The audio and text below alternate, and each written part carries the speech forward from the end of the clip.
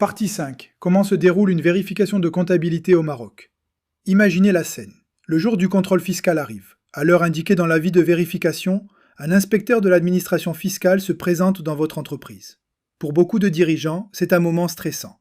Mais en réalité, cette étape suit une procédure très précise prévue par la loi. Le vérificateur ne peut pas faire n'importe quoi. Il doit respecter des règles strictes, des délais encadrés et des droits garantis aux contribuables.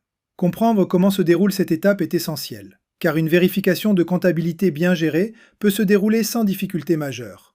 Mais une mauvaise préparation peut entraîner des redressements très lourds. Voyons donc comment se déroule concrètement une vérification de comptabilité au Maroc. 1. L'arrivée du vérificateur et le procès-verbal d'ouverture. Le jour du début du contrôle, le vérificateur se présente dans les locaux de l'entreprise. Il doit intervenir dans les horaires légaux, généralement entre 8h et 18h. La première chose qu'il fait est de rédiger un document officiel, le procès-verbal d'ouverture du contrôle. Ce document précise plusieurs informations importantes. La date et l'heure du début du contrôle, l'identité du vérificateur, le lieu de la vérification et les premiers documents présentés par l'entreprise. C'est un document très important. Avant de le signer, prenez toujours le temps de le lire attentivement. Si nécessaire, vous pouvez ajouter des observations. Et surtout, il est fortement recommandé que l'entreprise soit accompagnée par un professionnel, un expert comptable, un conseiller fiscal ou un avocat. 2. Les documents que l'entreprise doit présenter.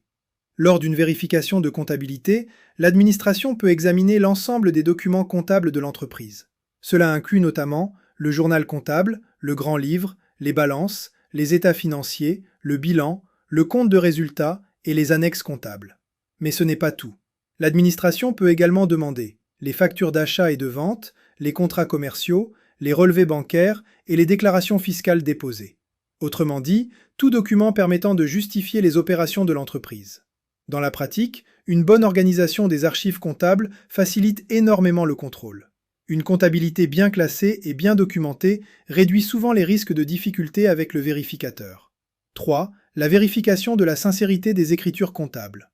L'objectif principal du vérificateur est de vérifier 3 éléments fondamentaux: la régularité de la comptabilité, la sincérité des écritures et la cohérence des chiffres déclarés. Concrètement, il vérifie par exemple si les écritures comptables sont chronologiques, si les factures correspondent aux opérations enregistrées et si les soldes bancaires correspondent aux relevés réels.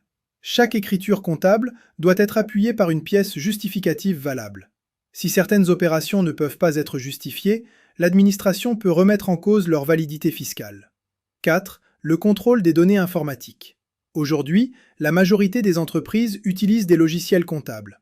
Lors d'une vérification, le vérificateur peut également demander un accès aux données informatiques.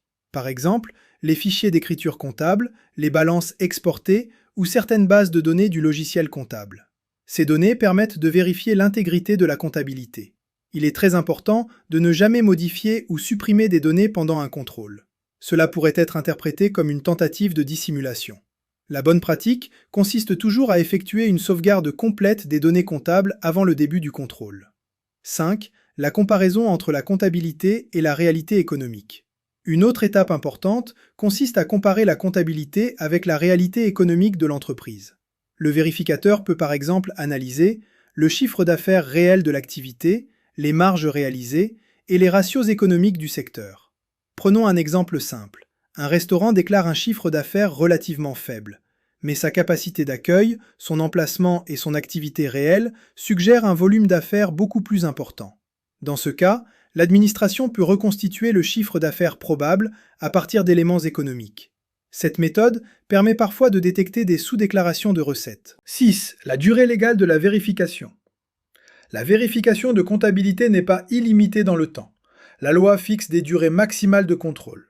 Dans de nombreux cas, la durée maximale est de 6 mois pour les entreprises de taille moyenne. Pour les entreprises plus importantes, cette durée peut être plus longue. Mais une fois ce délai dépassé, l'administration ne peut plus poursuivre la vérification. Cette limitation protège le contribuable contre des contrôles trop longs ou abusifs. 7. Le droit à l'assistance d'un conseil. Pendant toute la durée du contrôle, le contribuable a un droit très important, le droit d'être assisté par un conseil. Il peut s'agir d'un expert comptable, d'un avocat fiscaliste ou d'un conseiller spécialisé. Ce professionnel peut participer aux réunions avec le vérificateur, examiner les documents demandés et préparer les réponses de l'entreprise. Dans la pratique, la présence d'un professionnel permet souvent de sécuriser le déroulement du contrôle. 8. Le dialogue contradictoire avant la fin du contrôle. Avant de clôturer la vérification, le vérificateur doit généralement organiser un échange avec l'entreprise. Cet échange permet de présenter les premières conclusions du contrôle. Le contribuable peut alors poser des questions, apporter des explications et présenter des justificatifs complémentaires. C'est une étape très importante, car certaines observations de l'administration peuvent parfois être corrigées ou clarifiées à ce stade. Vous voyez maintenant comment se déroule concrètement une vérification de comptabilité. C'est une procédure structurée, encadrée par la loi et basée sur l'analyse des documents comptables et économiques de l'entreprise. Mais le contrôle ne s'arrête pas là. À la fin de la vérification, l'administration peut envoyer un document très important, la notification de redressement fiscal. C'est à ce moment que se joue souvent la suite du dossier. Dans la prochaine partie, nous allons voir comment se termine un contrôle fiscal et comment sont notifiés les redressements.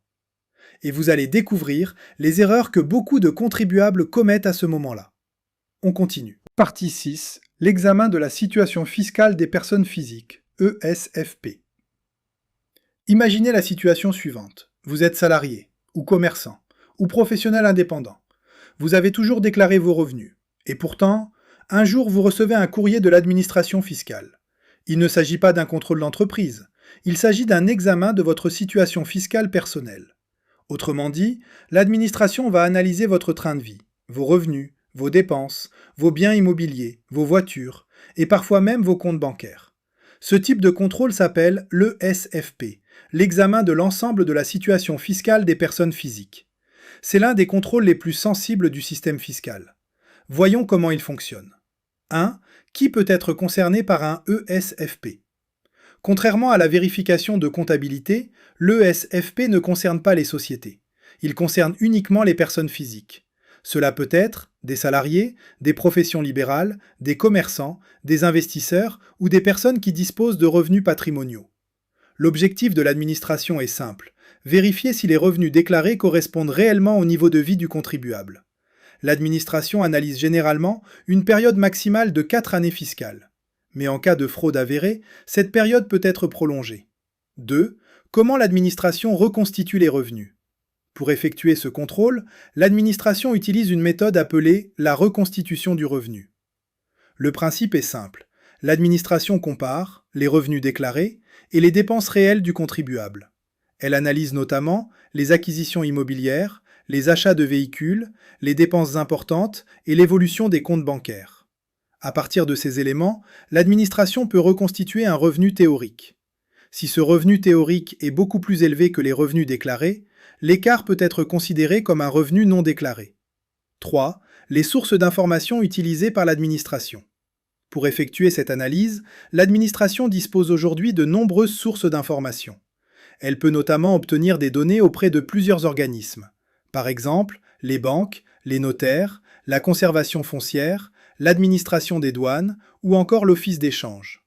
Ces informations permettent de vérifier les achats immobiliers, les mouvements financiers, les acquisitions de véhicules ou certaines opérations internationales. L'administration peut ainsi reconstituer progressivement la situation financière globale du contribuable. 4. La demande de justification. Lorsque l'administration constate une incohérence entre les revenus déclarés et le niveau de vie observé, elle adresse au contribuable une demande de justification. Le contribuable dispose alors d'un délai pour répondre.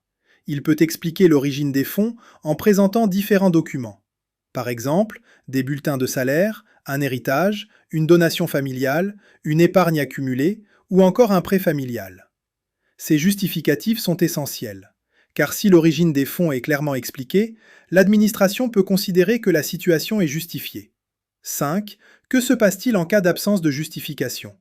Si le contribuable ne répond pas, ou si les explications fournies ne sont pas convaincantes, l'administration peut considérer que l'écart correspond à un revenu non déclaré. Dans ce cas, ce revenu peut être soumis à l'impôt sur le revenu, et des pénalités peuvent également être appliquées. C'est pourquoi il est extrêmement important de conserver les justificatifs de toutes les opérations importantes. Par exemple, les contrats de prêt, les actes de donation ou les documents liés à un héritage. 6. La durée de l'examen fiscal. Comme pour les autres contrôles fiscaux, le SFP est encadré par une durée maximale. La loi prévoit généralement une durée de 6 mois pour ce type d'examen. Une fois ce délai expiré, l'administration doit clôturer la procédure. Cette limitation protège le contribuable contre des contrôles trop longs. 7. Exemples concrets. Prenons quelques exemples simples. Premier cas. Un contribuable déclare environ 150 000 dirhams de revenus annuels, mais il achète une villa de plusieurs millions de dirhams. Si l'origine des fonds n'est pas clairement expliquée, l'administration peut lancer un ESFP. Deuxième cas. Un salarié perçoit un salaire modeste, mais ses relevés bancaires montrent des dépenses importantes. L'administration peut alors analyser les flux financiers pour comprendre l'origine de ces fonds. Troisième situation. Un contribuable possède plusieurs biens immobiliers, alors que ses revenus déclarés sont relativement faibles. Cela peut également attirer l'attention de l'administration.